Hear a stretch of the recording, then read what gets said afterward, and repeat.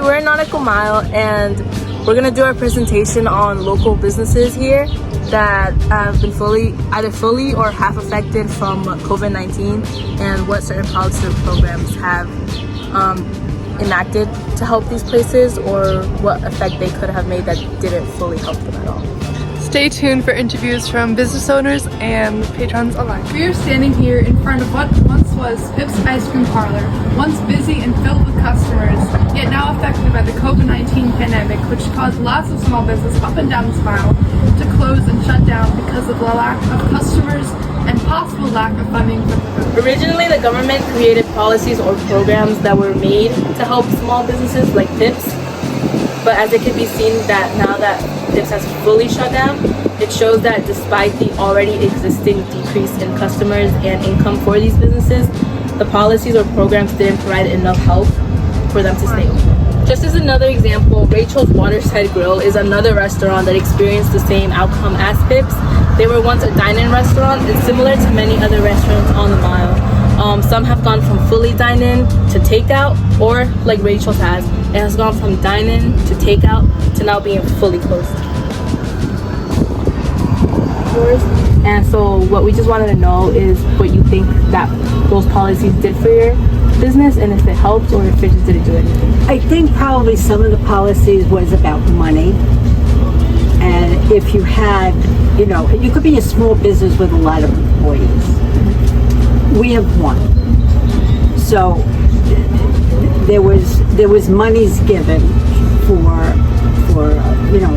loss of salaries and all of that. We didn't get any of that. So we had no business.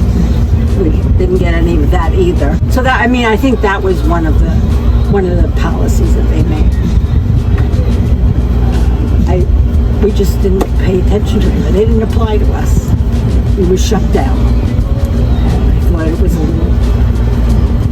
a little unfair about being shut down with the policies that I mentioned before, with large places like Costco and BJ's and Walmart, all of those stores being able to be open, and a gift shop, with one person wandering in to look at something, wasn't allowed to be open. How long did it take for your business to start revving up again? Oh, it was a long time. I don't remember. But it was a while, because people, even at the point where I was allowed to be open, there are a lot of people that were definitely afraid to go inside of any building. So that brought business to a halt. Even when we were allowed to be open, we weren't doing any business. How we managed to survive, I have no idea. We're still here. Are you still seeing the effects from the pandemic today? As far as the amount of business and stuff is concerned, I think there's some people that are still concerned, but I think it's come back quite a bit. Have you noticed a change in the Nautical Mile as busy as it once was? If it's different now? Yes, it's completely different. Completely different. This was a very bustling street. It is no longer. Mm-hmm. Restaurants are going out of business every day. Yeah. Okay, thank you. Yeah. Thank you. Based off everything that we saw today and who we interviewed, I also do kind of think that the policies that the government made and enacted were really limited to certain small businesses. So maybe they could have instead of just allowing it to be just for a limited amount of small businesses, they could have broadened up the term or the program itself to more small businesses, so that it would have affected the ones that here at Nautical Mile. Millions of businesses around the country have unfortunately shut down because of a pandemic, and I feel as if the government hasn't done their part in giving back to these communities, and a lot of the restaurants on this Nautical Mile have shut down, have turned into more of a takeout restaurant than a sitting down and socializing, which is a really big part of what happened. And it could have been a lot better.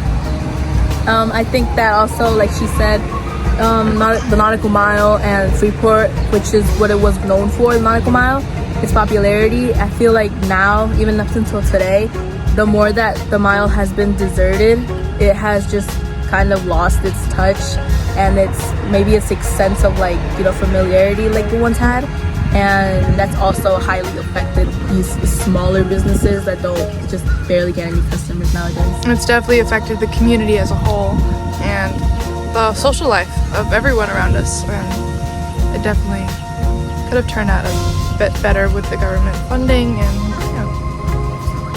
so this concludes our local findings on an economic level and all that COVID-19 has made of an impact for these small businesses. And all that we could hope for is that these small businesses will soon prosper and get back on track and become successful as they once were.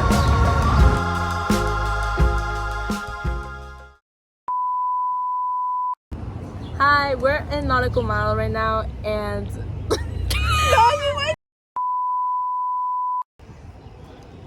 oh, are you recording?